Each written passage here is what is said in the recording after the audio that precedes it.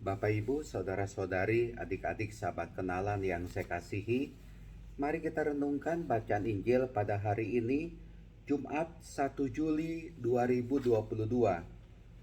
Bacaan Injil diambil dari Matius bab 9, ayat 9 sampai dengan 13.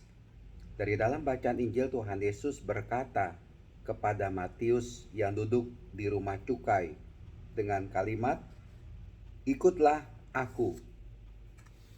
Kata-kata ini, kalimat dari Tuhan Yesus, "Ikutlah aku," mari kita renungkan dalam kehidupan kita.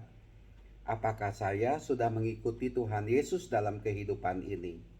Mengikuti Tuhan Yesus. Yang kita jadikan pedoman, yang kita jadikan patokan, yang kita ikuti adalah Tuhan Yesus. Dan dengan demikian, kalimat dari Tuhan Yesus, "Ikutilah aku" atau "Ikutlah aku" mengatakan, mari kita tanggalkan keegoisan kita. Kita tanggalkan keegoan kita, keakuan kita. Yang kita ikuti adalah Tuhan Yesus, bukan keakuanku, aku yang kita ikuti.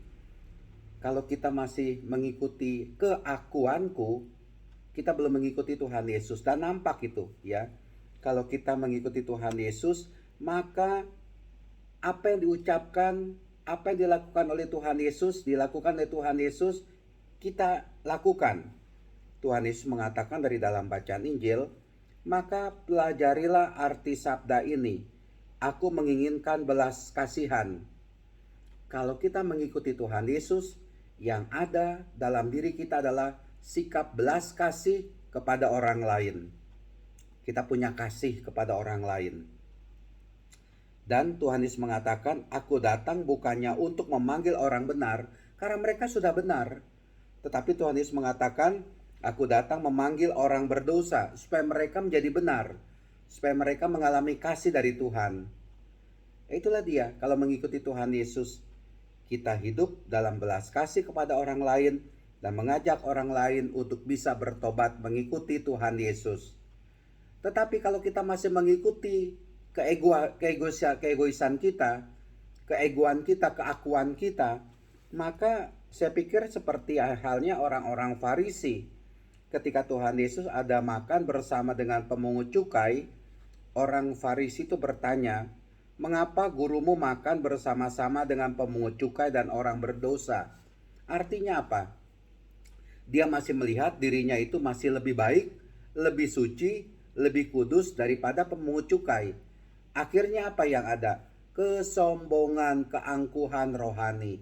Keangkuhan rohani itu adalah tipu daya iblis yang ditaruh di dalam diri kita, sehingga kelihatannya saja kita ini kudus, kita ini suci, padahal hati kita dikuasai oleh iblis. Itulah dia.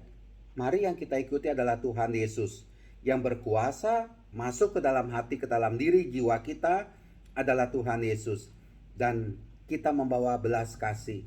Tetapi kalau kita ini suka memandang orang secara negatif, suka menyudutkan, menyingkirkan orang lain, suka menjelek-jelekan orang lain, tidak mau bergaul dengan orang lain, jahat, sombong, merasa diri lebih baik daripada orang lain, itu kita masih mengikuti si setan, bukannya mengikuti Tuhan Yesus.